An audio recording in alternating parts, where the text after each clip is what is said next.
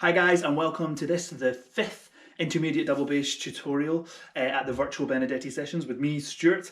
I can't believe it's the fifth already. We're in our last week of the sessions. Oh, it's almost all over. But it's almost over, but there's still a week to go, so still lots of hard work we can do, lots of things we can improve in the music, and lots of challenges that we can take on with our instruments. If you've not already, make sure you go and check out tutorials 1, 2, 3 and 4. I've talked about all three of the pieces. I've talked about some other tips, some advice for tackling the challenges in all the music that we've been working on. Also, as always, I will just implore you to go and warm up your bodies. There are warm-up videos you can go and check out just to get our bodies ready and physically prepared for playing the double bass. In this video, we're going to be going through some bits in the Vaughan Williams that we've not talked about, and a little bit of Paganini as well. But if we can get the Vaughan Williams ready, and we'll get started with that. The first place in the Vaughan Williams we're going to look at is bar 15. And what I thought would be a good idea would be if we do a kind of little play along from bar 15 all the way to letter C. And this just means if anyone's still not quite sure of the rhythm and the change between simple time and compound time, which is really complicated, if we do a nice little play along video, then you can have a listen at home, you can join in with me, and that way you can get a bit more confident with that rhythm and be sure of what you're doing. So we're starting at bar 15. I'll count us in, I'll count the first two beats of the bar, and then we're in on the second half of 2, or the and, if we remember our subdivisions. And keep those subdivisions going, because they'll really help you as we play this. So bar 15, here we go. 1 and 2.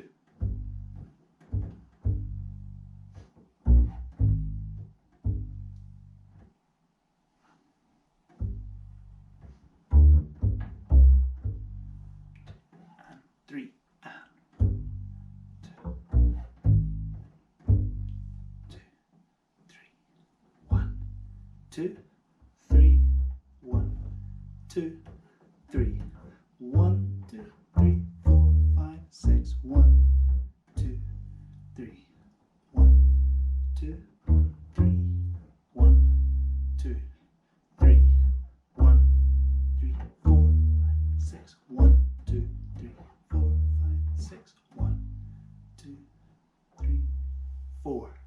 Great guys, well done.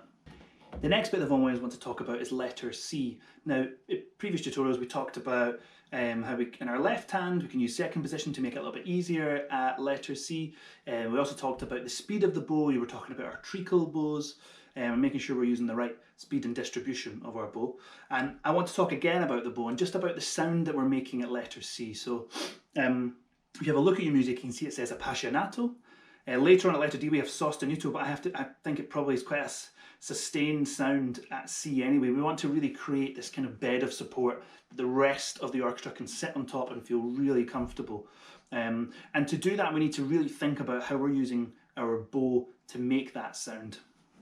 I like to compare it to, if you imagine you're painting a wall, you have a paintbrush, and you dunk the paintbrush in the paint, tons of paint on there, and you're going one way, and then when you change to go the other way, you want to make sure you have the same even spread of paint and also the same colour, and that's what we've got to be thinking about with our bow. Now that's very easy for me to say, but we have to take a lot of things into account for that. So for example, the speed of the bow, the weight of the bow, these are all things that are super important. A couple of little tips.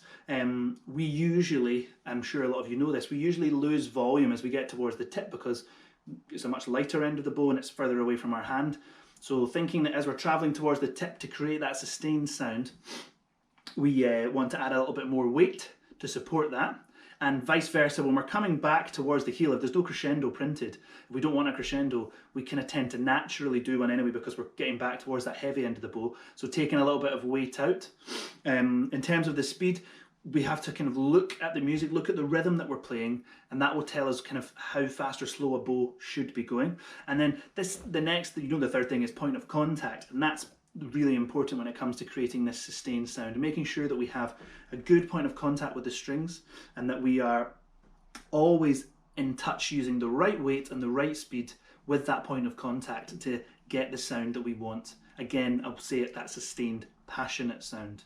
So I'm going to play from letter C for a few bars and have a listen and have a watch of my bow and see if you can spot what I'm doing in terms of bow speed, bow weight, and point of contact across all 4 strings.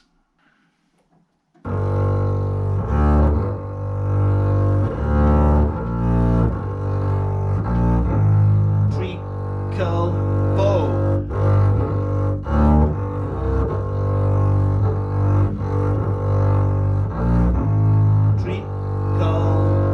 So you can hear really sort of keeping the intensity with the bow, making sure that the speed of the bow is right, the weight of the bow, but always, always the most important thing when we're creating that that kind of passionate, sustained sound is the point of contact, and that's the most important thing to think about. The last bit I want to mention in the Vaughan Williams comes right at the end, and it's actually the last 2 bars at letter E. Now, as I'm sure you know, the double bass can be quite an awkward instrument because of the size and the distances that exist between the different notes we have to play. We can end up with some tricky left hand moves to make, and we meet a tricky move at letter E in the Vaughan Williams. So we have an F natural followed by an A flat, and then we have an E flat and an A flat over on the G. Now this is the fingering I would recommend. There's a couple of ways you could do this, but a fingering I would recommend would be what I just did there, so playing the F natural with a first finger in half position, then moving up into first position, play the A flat with 4 fingers, then jumping back up onto the D string in half position, playing the E flat, and then A flat is just over on the G string in the same position with the first finger. And now the left hand is hard enough, but we also have to slur these notes whilst diminuendoing, although the diminuendo is actually our friend here.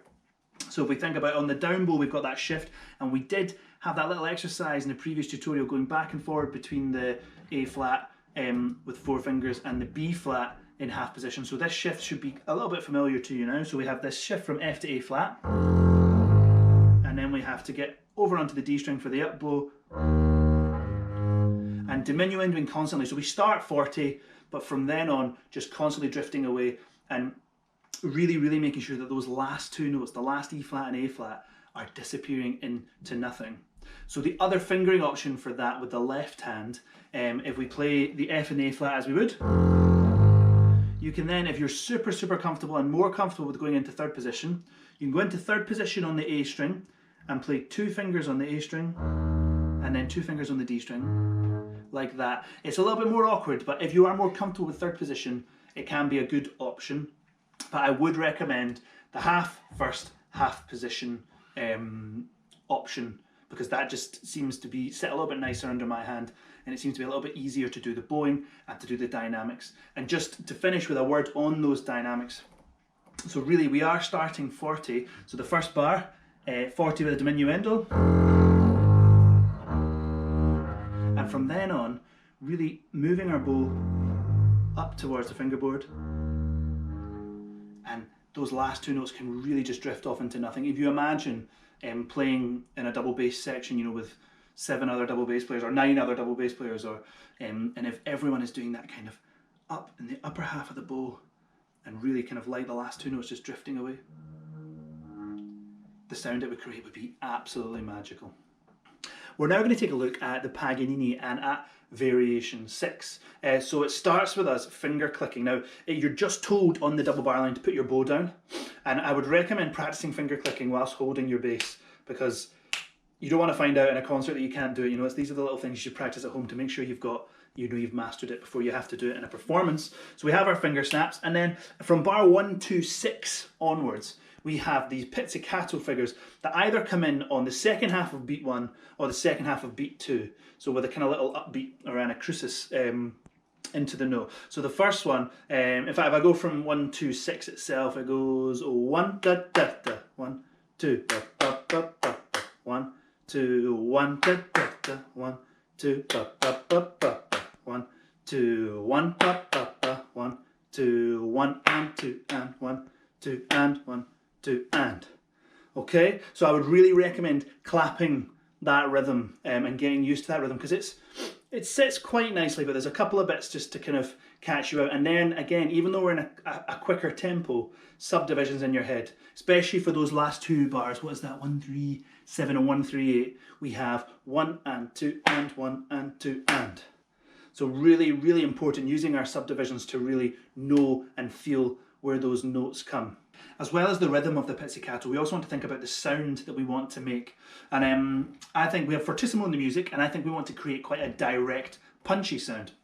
And you can achieve that, you know, towards the end of the fingerboard, as you know, where a lot of jazz players will be playing. But I would recommend trying on your instrument going the other way and traveling up and coming near your left hand. And up here you tend to get quite a punchy sound as well. That's quite direct, quite short, and I think it would be quite suitable for this bit. So I'll just play from 1, 2, 6 with that kind of direct, punchy sound. Fortissimo. Here we go. 1, 2, 1. 1, 2. 1, 2, 1. 1, 2.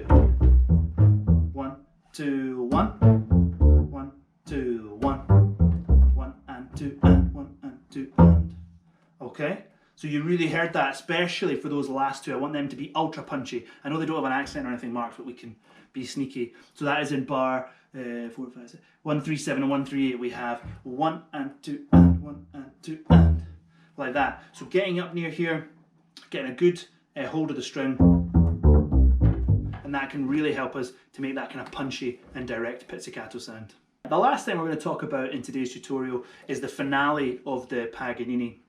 Now if you have a look at your music, you see the finale starts and we have a couple bars rest, and then we have this descending moving figure, and these notes, you can see the lines on them, sostenuto lines, and I really want to encourage you to think about what I was saying about the von Williams and letter C, so keeping a nice even sustained sound as we travel down through these notes. So good point of contact, even weight, even speed, and we'll get that kind of sostenuto sound just right. Then comes a little rhythmic figure, which I talked about in one of the very first tutorials. It's quite tricky for us, but to give ourselves the best chance we have to be in the lower half of the bow, and we're going to use a tiny, tiny amount of bow. Just remember, you know, compared to other instruments, it's more difficult for us to be nimble and agile on our instrument. Now, it's not impossible, and I really want to stress that. It's really not impossible, but it just means we have to work really hard to achieve that and really think carefully about the amount of bow we're using, where in the bow we're playing, and this figure is a really good place to sort of to see what can work well. And like I said, lower half with a short amount of bow will give you a good chance of playing this.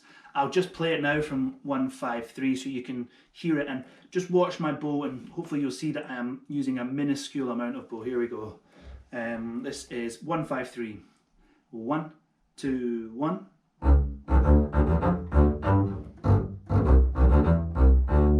So really, really small amount of bow. And also, I should have mentioned, for the semi-quaver, or the 16th note, which leads into the next bar, it is thinking again about that flick that we were doing. So with the French bow, with the T-tail, with the German bow, with the sideways yo-yo, that ba-ba-da.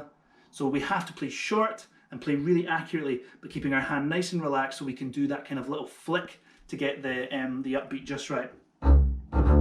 Just like that. And remember, it's across the string. So that's where that practice of just open strings going, that flick of the bow, can really, really help you out here. Okay guys, that's us at the end of this tutorial, our second last one. Last tutorial coming on Wednesday. As always, we love to see clips of you practicing, photos of you practicing. You can post them on Instagram, you can post them on Twitter, use hashtag Benedetti Sessions, hashtag practicing with Stewart, practice with Stewart, whatever you would like to do.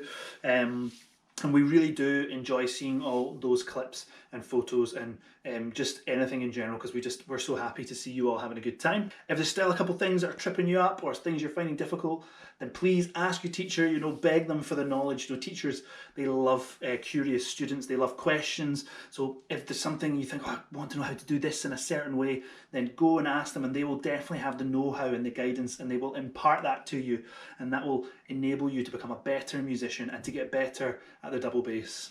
As I said at the beginning, we're coming to the end of these virtual Benedetti sessions. You know, today's our second last tutorial. On Wednesday, we will have the last tutorial. Oh, I'm very sad about that.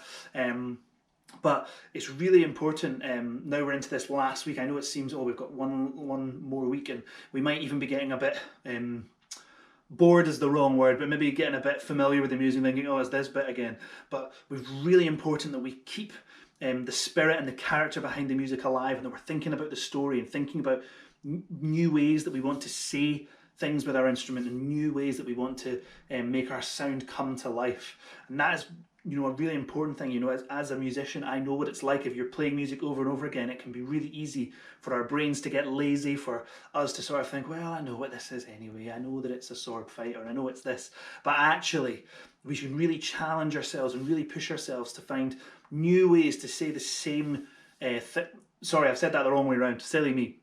New ways to say different things with the same music. You know, if you've practiced one bit one way every single time, think, well, today I'm going to practice that in a different way, or I'm going to try that like this time. Because that is one of the absolute joys of music, is finding new ways to experiment, finding new sounds, trying things differently, and discovering new sounds as well. I mean, I still discover new sounds when I'm making music to this day.